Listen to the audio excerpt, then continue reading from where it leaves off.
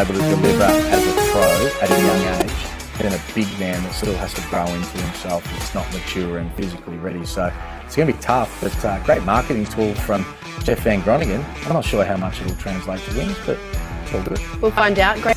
Kai Sotto Yes. is an 18-year-old Filipino basketball player who has caused an absolute, I don't even know how to describe it. Frenzy. Frenzy, yes, thank They you. want uniforms, they want everything. I've never heard of it. The pre-sale uniforms 7 are foot hilarious. 2, 18 years of age, signed for a couple of years. He's played in the G League. He's signed to the Adelaide 36ers next year. Kid from the Philippines, will he? To a lot of people, that watch his game, saw who he was, because my first instinct watching his film was that I was not that impressed. I got to admit, I thought he was fairly slow laterally. I think just vertically. I think running the floor, he didn't look comfortable. He had polished post moves. He looked solid, but I wasn't impressed with how he kind of threw his weight around. I didn't think he threw his weight around all that much. I thought he kind of got beat up by some of the bigger guys a little bit. Wasn't able to find his own spacing or create space. So I had a few issues with his game. So I reached out to some people that watched him internationally, that watched him in the recent weeks when he got to the States, and I believe he came over officially in the spring. So I got in touch with his trainer, who very off the bat mentioned that he does need to work on his agility a little bit and all that, but they said Kai is a very skilled big man who can knock down the three at ease. His touch and feel around the rim is tremendous for his age. His dad was one hell of a player in the Philippines and coached over there at the highest level.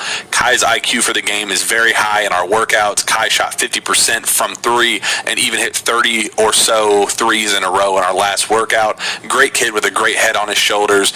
Even better kid off the court. Train. So that connection is obviously there. So if he does become this, we kind of talked before the podcast, we're going to need to decide, is he the next Kristaps Porzingis or is he the next Ty Wynyard? Is this just another international kid that flames out, or is he the real deal? Is he going to make a high-level impact, make this a relatively easy recruitment, even outside of just how much he enjoyed his recruitment? What we know on the surface level, based on what he tweeted out, it's fairly obvious that he had a great time, but a lot goes into it. There's a lot more at play, and the connections are there. I will say, I asked his trainer if he would get some more weight on him, keep improving his footwork, especially going against pro every day in practice. Kind of a vague response, but the potential's there, the praise is there from those close to him that know him and watch his game and have kind of seen him develop from the first time he came over from the Philippines up until now. It'll be interesting. It'll be very, very interesting to see how this all unfolds, because yes, you're exactly right.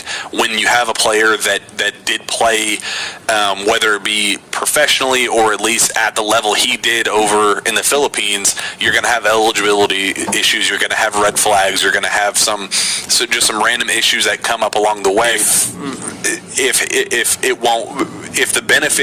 the production doesn't